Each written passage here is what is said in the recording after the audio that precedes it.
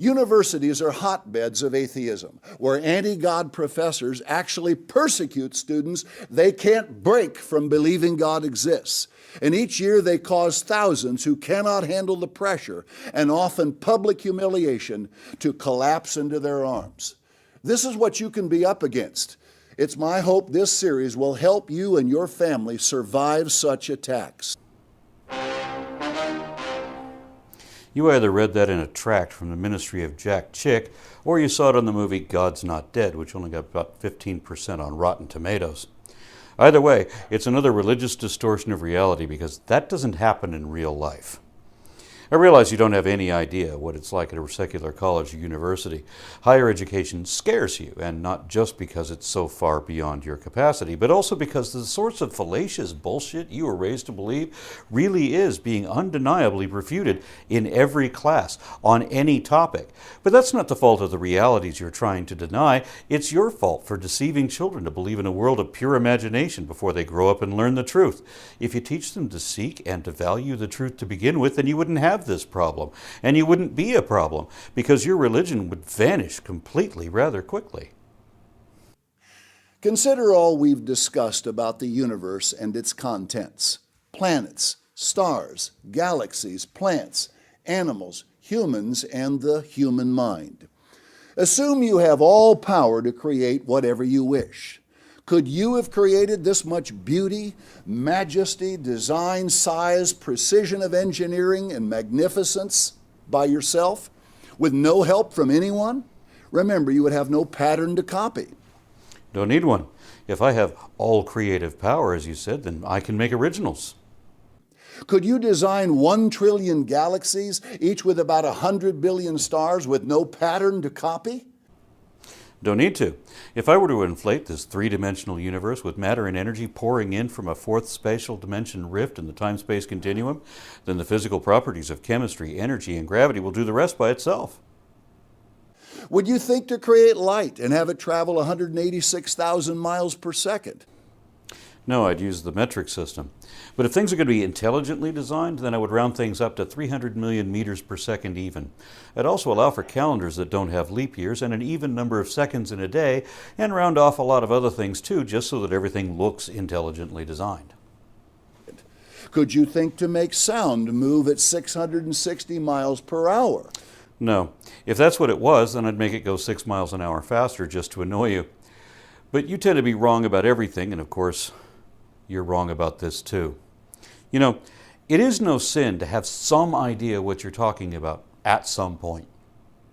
Could you create every kind of atom known to science, including all subatomic particles in them? I don't have to. If you pluck enough subatomic particles out of nothing from a quantum fluctuation, you can just turn them loose and they'll do the rest. Would you then think to merge some atoms into complex molecules, able to serve a myriad of indescribably complicated purposes? Again, you don't need to.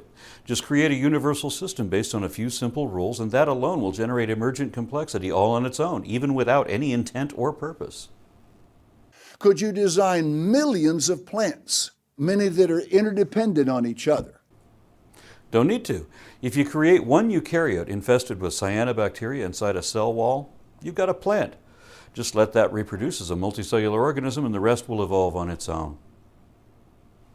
Then could you design, again, no pattern to follow, 13 million animals and insects, all perfectly interdependent, but also dependent on the entire plant world?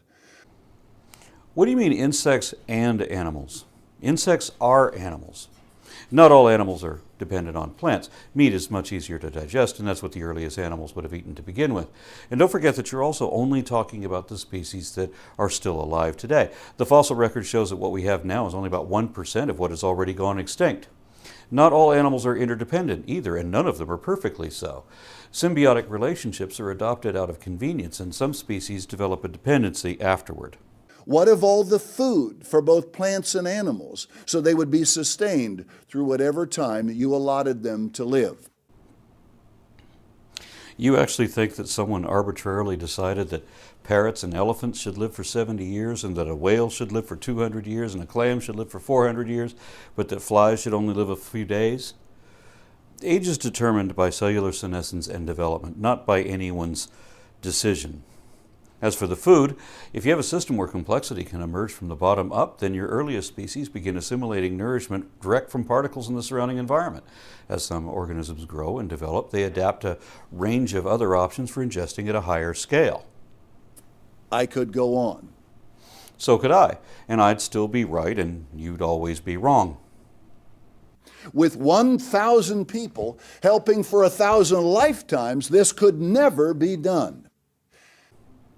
I'm pretty creative already, but that doesn't matter. You've granted my wish to be an all-powerful genie because your hypothetical question allows that I have all creative powers of intellect, engineering, and magical conjuration necessary to create all of that by myself. Be careful.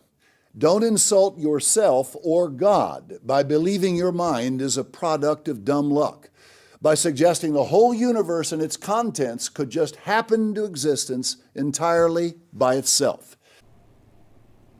The God of the Bible deserves to be insulted, but you can't insult an imaginary being. They have no feelings to hurt. Only their believers do.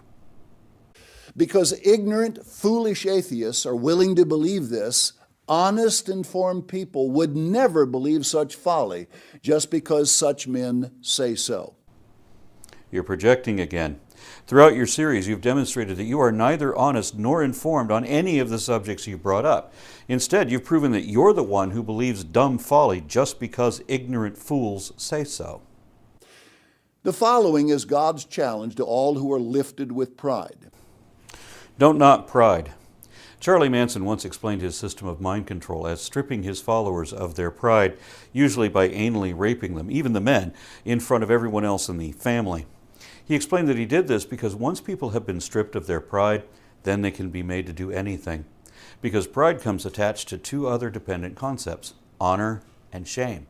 If you have no pride, you have no honor, and you have no shame. The patriarch Job's friend presents great questions about the creation of earth and the universe, and describes God's power and brilliance. God thunders marvelously with his voice. Great things does he, which we cannot comprehend. For he says to the snow, "Be you on the earth," likewise to the small rain, and to the great rain of his strength. Nothing about chemical processes, condensation, evaporation, precipitation. No. Instead, a magical man living in the clouds talks to the snow, which hears him and obeys. And God himself is, of course, depicted as a thunderhead. At other times, like in Exodus, he's depicted as a volcano. And this is trivial, tribal people anthropomorphizing whatever they can't comprehend. He seals up the hand of every man, that all men may know his work. Then the beasts go into dens and remain in their places. Out of the south comes the whirlwind, and cold out of the north. By the breath of God, frost is given, and the breadth of the waters is straitened. Hearken, Job, stand still and consider the wondrous works of God. This series has done this. No, it hasn't. This series has denied some realities and erroneously attributed others to magical agents which evidently do not and could not possibly exist. Do you know when God disposed them and caused the light of his cloud to shine? Do you know the balancings of the clouds, the wondrous works of him which is perfect in knowledge? You mean why clouds float in the air? It has nothing to do with balance. Have you with him spread out the sky, which is strong and is a molten looking glass? Don't you pay attention to what you're reading? The sky is a strong lens of blown glass. This is a reference to the firmament, described in the Bible as a giant crystal dome which covers the flat table-topped earth. In the ancient myths of many Asian cultures, it was believed that the sky was a clear, crystalline, but solid dome stretched out or blown like glass. Teach us what we shall say unto him, God, for we cannot order our speech by reason of darkness. Concerning the Almighty, we cannot find him out. Have you looked on the other side of the firmament that doesn't exist? Because that's where God's hiding. He is excellent in power and in judgment, and in plenty of justice. He will not afflict. Men do therefore fear or obey him. He respects not any, that are humanly wise of heart. Yet God shows extremely poor judgment and promotes injustice of all types throughout the Bible. That's why believers fear that he'll afflict them too. That your God doesn't respect wisdom is evident both in his fables and in his followers. God said to Job what could be written to atheists or you. Then the Lord answered Job out of the whirlwind. Who is this that darkens counsel by words without knowledge? You really want to talk to me about words without knowledge, Mr. Hypocrite? Also, notice that here God is depicted as a whirlwind. Back then, people didn't know that air was particulate matter. They thought the movement of air was spiritual, especially the breath of life. When the Bible says that Jesus gave up the ghost, it means that the breath of life left his body. This primitive misunderstanding is the reason so many people today believe that they have a spiritual soul that can leave their body when you sneeze. Gird up now your loins like a man. All right, tighten your shorts, Pilgrim, and sing like the Duke. For I will demand of you, and answer you me. Where were you when I laid the foundations of the earth? The earth has no foundations. It's not a map on a table like the biblical authors used to think. It's a globe, a gravitational concretion. But when that first formed, your God and I were in the same place. Nowhere. The realm of non-existence. Since then, we have both transcended that, such that your God has become conceptual, while I have become actual. Declare if you have understanding. Who has laid the measures thereof, if you know? Or who has stretched the line upon it? Here the fable is talking about the circle of the tabletop earth, and the lines are the four quadrants into which it was to be divided, north, south, east, and west. These are often mistranslated as corners. Whereupon are the foundations thereof fastened? The universe doesn't fly apart. It isn't necessarily talking about the universe. Remember that the biblical authors believed that the sun, the moon, and the stars were all contained within the expanse or concavity of the crystalline firmament. That was their universe. There was nothing beyond or above the firmament except an endless oceanic abyss of water. Or who laid the cornerstone thereof? There is no cornerstone.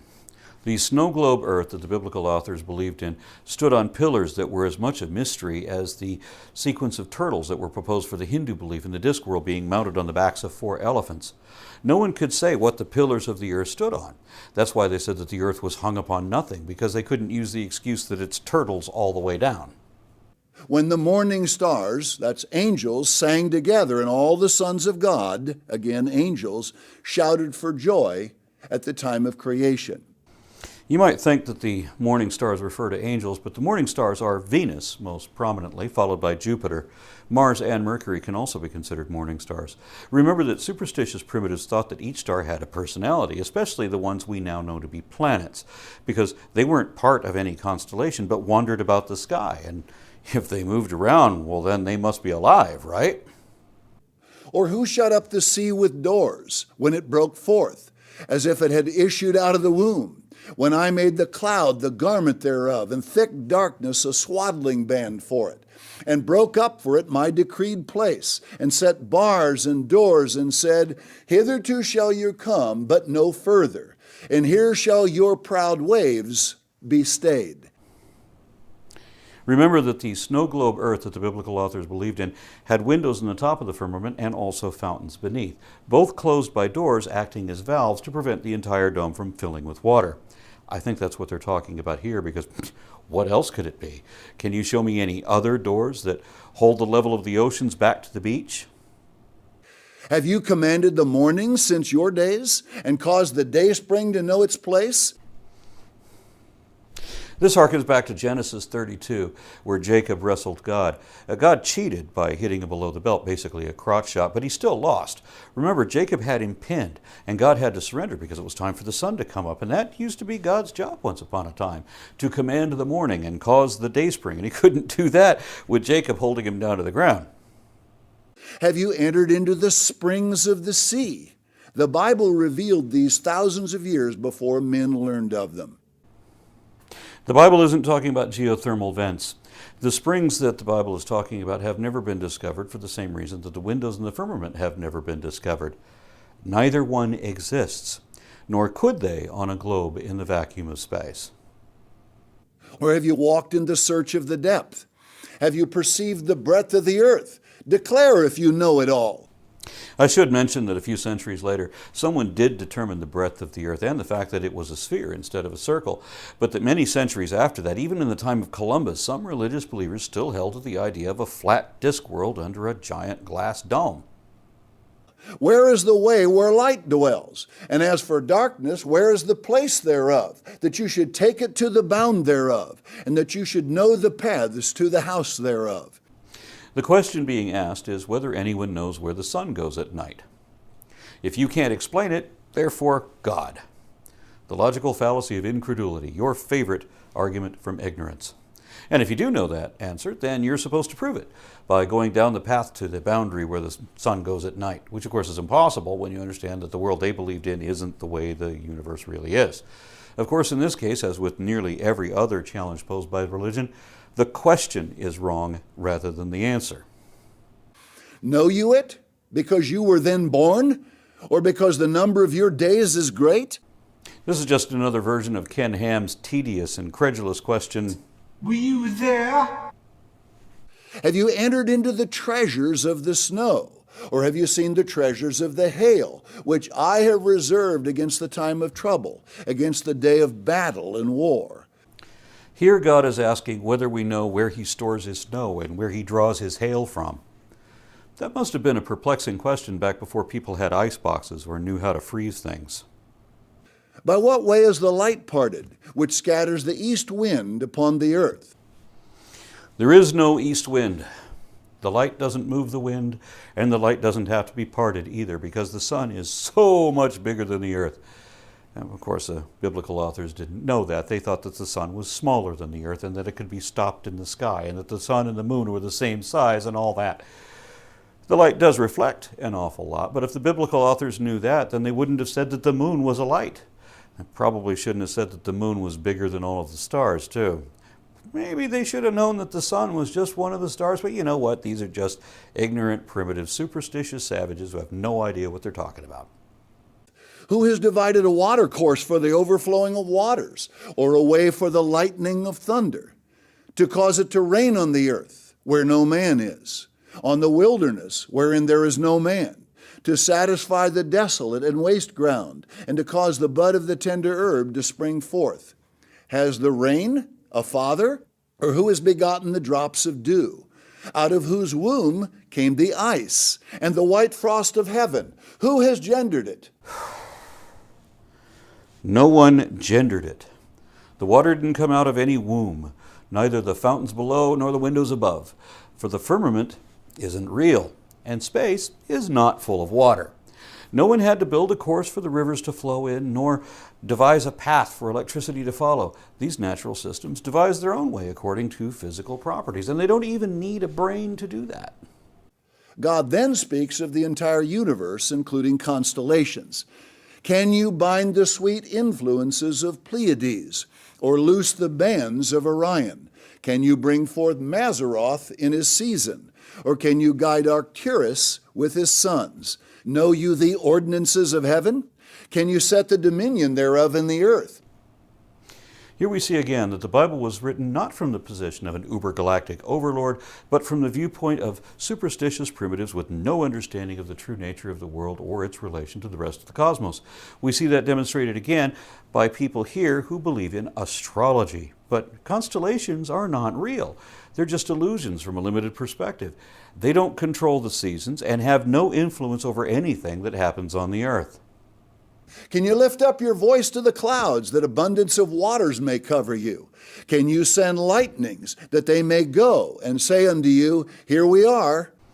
Again, there is no understanding of how anything actually works, just the belief that an invisible man living in the clouds has to tell everything to do anything. Who has put wisdom in the inward parts, or who has given understanding to the human heart? No one put wisdom into the inward parts. Wisdom is acquired through learning and experience. The heart isn't the organ that understands things, but the mere fallible men who wrote the Bible didn't even know that. Who can number the clouds in wisdom? Clouds cannot be counted because their constant coalescence and evanescence is unquantifiable, even for a god. Who provides for the raven his food when his young ones cry unto God? They wander for lack of meat. Ravens are the smartest of all birds, and they do not pray to gods. Does the hawk fly by your wisdom and stretch her wings toward the south? Does the eagle mount up at your command and make her nest on high? She dwells and abides on the rock, upon the crag of the rock and the strong place. From thence she seeks the prey. Hawks and eagles do not fly because of anyone's wisdom or command. They have their own brains, they have their own motivations, and all of these questions are just question-begging fallacies. How interesting that Job concludes his book with, I have heard of you by the hearing of the ear, but now my eye sees you. Job thought he saw God, but learned the painful lesson that he fell far short of this. This long passage shows the vastness and majesty of God's creative genius. No, it shows the limitations of the imagination of small-minded, self-centered, primitive tribes who are completely ignorant of the way things really are, with no idea what the truth is or how to find it out. It's too bad that you have not progressed beyond that point.